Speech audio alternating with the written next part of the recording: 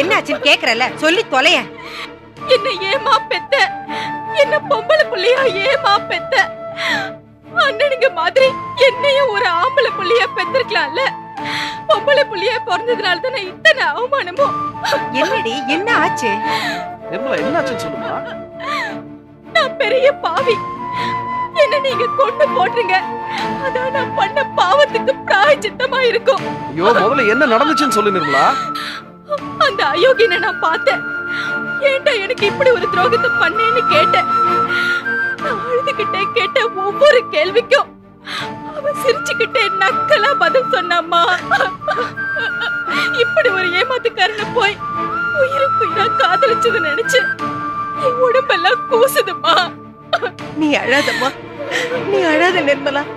நீ அழுவுறத பார்த்தா என் மனசெல்லாம் பதறுதுடி. அவன் நல்லா இருப்பானா பாவி பய. அவன் எவ்வளவு திமிரா பேசுறான் தெரியுமாமா? உன் தகுதிக்கு என் ஸ்டேட்டஸ்ல புருஷன் வேணுமான்னு சிரிச்சுக்கிட்டே கேக்குறாமா.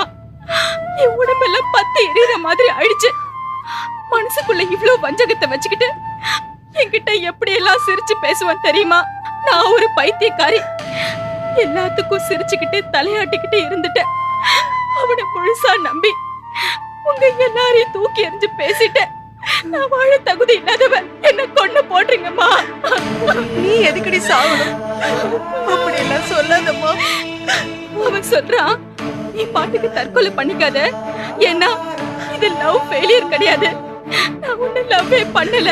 அப்புறம் எங்க இருந்து லவ் ஃபெயிலியர் வரும்னு கேலியா பேசுறாமா. நீ வேணா பாருடி. அவனுக்கு நாக்கு இழுத்துக்கிட்டு பேச்சு வராம கை கால் விளங்காம மூலையில கிடக்கத்தான் போறான். நம்ம வயிற்றுச்சல் அவனை சும்மா விடாதடி.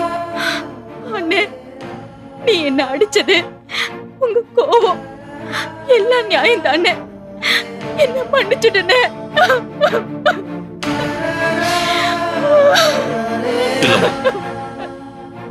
அந்த அயோக்கியம் உன்னை ஏமாத்தினதுக்கு நீ என்னமா பண்ணுவ?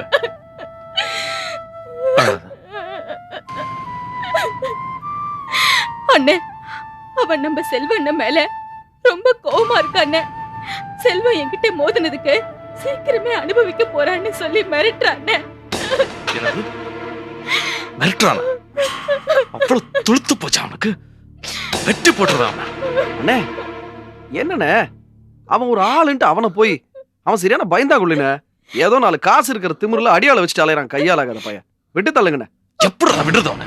நான் சொல்றேன், அவனுக்கு ஒரே ஒரு வழியில தான் பதிலடி கொடுக்கணும். பிசினஸ்ல நாம அவனோட பெரிய ஆள்னு ப்ரூவ் பண்ணணும். நம்ம தங்கச்சி கிட்ட அந்தஸ்தை பத்தி கேலி பேசினால அவன் அந்தஸ்தை விட நம்ம அந்தஸ்தை உயர்த்தி காட்டணும். அதுதான் நாம அவனுக்கு கொடுக்க வேண்டிய தண்டனை. கொஞ்ச நாளா நடந்துகிட்டு இருக்கிற பிரச்சனைல உங்க கவனம் பிசினஸ் விட்டு விலகி போயிடுச்சு. வேண்டாண்ணே, மறுபடியும் முழு மூச்சா பிசினஸ்ல இறங்குங்கண்ணே.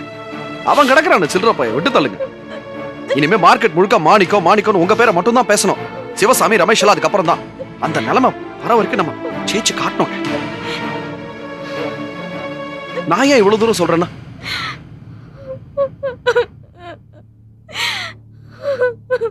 நிர்மலா